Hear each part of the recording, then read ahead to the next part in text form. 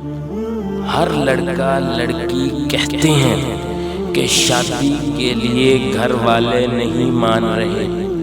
نکاح کی بات تو گھر کرتے ہیں، امی کا مسئلہ ہے، ابو کا مسئلہ ہے، امی نہیں مان رہی، ابو نہیں مان رہا۔ اچھا، نکاح جیسی حلال چیز گھر والوں کے نہ ماننے کی وجہ سے ایک حلال چیز چھوڑی جا سکتی ہے۔ گھر والے نہیں مان رہے، بہنیں نہیں مان رہی، ابو نہیں مان رہا، امی نہیں مان رہی۔ آپ خود سوچو، آپ کو کیوں سمجھ نہیں آتی؟ جب آپ ایک دوسرے کے ساتھ حرام تعلقات قائم کرتے ہو، ایک دوسرے کو ڈیٹیں دیتے ہو اور حرام تعلق سے ایک دوسرے سے لمبی لمبی باتیں کرتے ہو، میرے پیارے بھائیوں،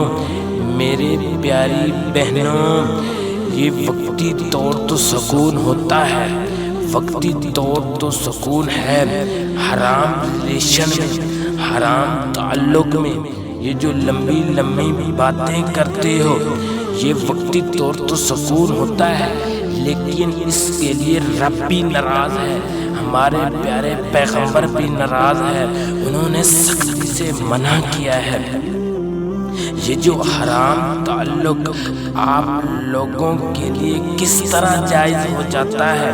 یعنی تمہارے گھر والے نکاح کے لیے نہ مانے تو نکاح نہیں ہو سکتا۔ حلال چیز آپ چھوڑ دیتے ہو گھر والوں کی وجہ سے، اور اللہ رب العزت جو یہ زنا اور حرام تعلق رکھنے سے منع کیا ہے، جس کے لیے اللہ اور اس کا نبی نہیں مان رہے، جو سخت گناہ ہے، جو حرام ہے، وہ تمہارے لیے کیسے آسان ہے؟ یعنی یہ کہ گھر والوں کے نہ ماننے کی وجہ سے نکاح سے رک سکتے ہو، جو حلال ہے، اور اللہ اور اس کا رسول جس کام کے لیے راضی نہیں ہے، جو حرام ہے، وہ آپ کر رہے ہو۔ یہ اپنے حرام ریلیشن، ایک دوسرے کو ڈیٹ کرنا اور ایک دوسرے کے ساتھ غیر اخلاقی باتیں کرنا، کیا اس بات کو سامنے رکھ کر یہ ساری چیزیں چھوڑی نہیں جا سکتی کہ اللہ اور اس کا رسول نے منع کیا ہے؟ یہی بات ہے میرے پیارے بھائیوں،